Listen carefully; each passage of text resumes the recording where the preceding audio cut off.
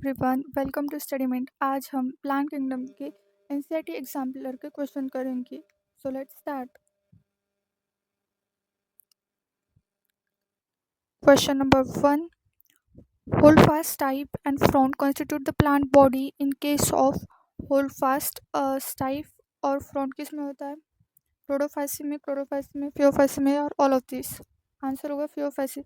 Brown algae में होता है holdfast type and frond Laminaria, उसके एग्जाम्पल्स है।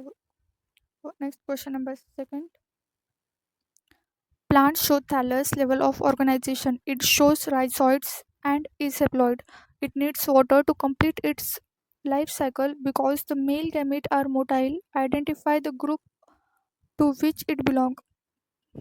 थैलस लेवल ऑफ ऑर्गेनाइजेशन होता है प्लांट, कौन से प्लांट में? It shows rhizoid and is haploid. तो थैलस लेवल ऑफ ऑर्गेनाइजेशन दो ही इसमें है, एक तो एल्गी में या ब्रायोफाइट में। एल्गी ऑप्शन में नहीं है, सो आंसर ब्रायोफाइट। एल्गी होगा तो क्या एल्गी होगा क्या? नहीं, क्योंकि उसमें राइजोइड्स नहीं होते, हैप्लॉइड नहीं होते। और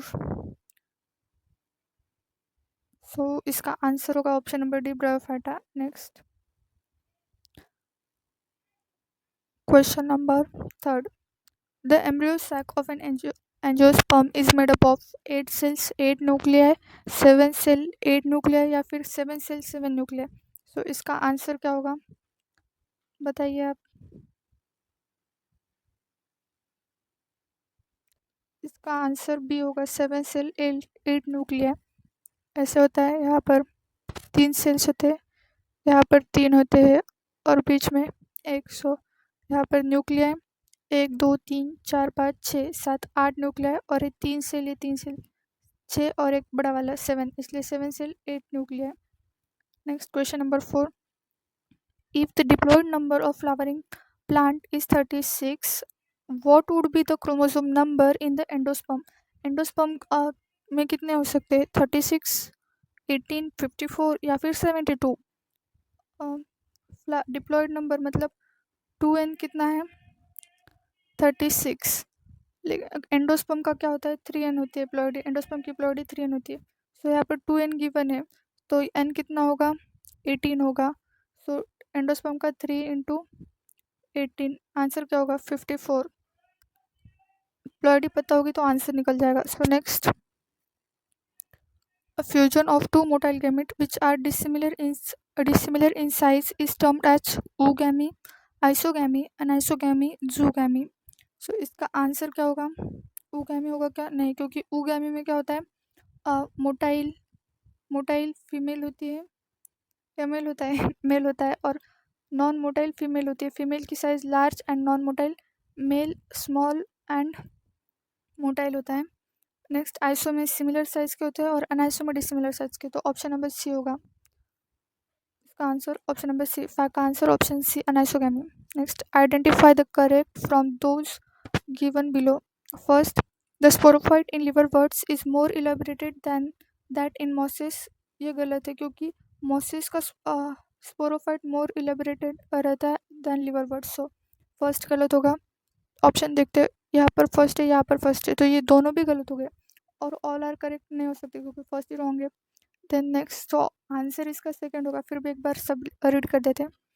life cycle of all seeds bearing plant is diplontic. ये सही है।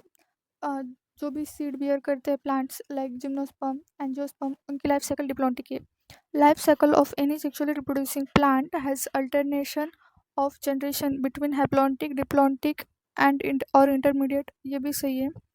Next, in angiosperm, male sex organ stamen and female sex organ pistil are born in the flower। ये भी सही है। तो इसका आंसर क्या होगा? Option number B. Next question, prothallus a structure in pteridophyte formed before the thallus develop। Prothallus और thallus के पहले डेवलप होता है। Next, a sporophyte free living structure formed in pteridophyte, a gametophytic free living structure formed in pteridophyte या फिर a primitive structure formed after fertilization in pteridophyte। इसका answer क्या होगा? a gametophytic free living structure formed in pteridophyte। प्रोथैलस का होता है gametophytic free living structure pteridophyte में फॉर्म होता है। Option number C is the correct. Next question number 8, plants of this group are diploid and well developed to extreme condition. They grow bearing sporophylls in compact structure called cones.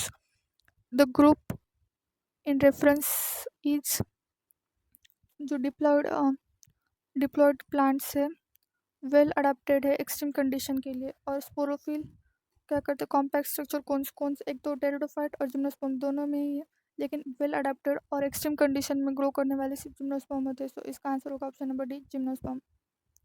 Next, protonema क्या है, haploid and is found in mosses, diploid and is found in liverworts में तो नहीं होता, diploid and in found in pteridophytes, haploid and found in pteridophytes.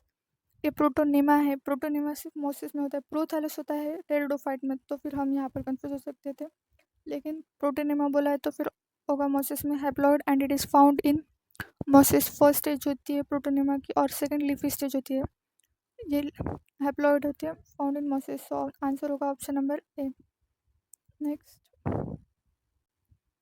Next and last question,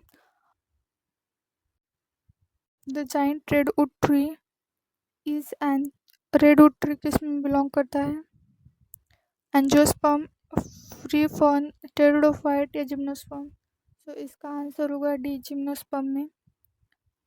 सो आपको ये series कैसी लगी वो बताइएगा। Thank you so much for watching this video. आपको ये वीडियो कैसी लगी प्लीज़ कमेंट में बताइएगा। वीडियो को like, share and subscribe channel को ज़रूर कीजिएगा। Thank you so much, bye bye.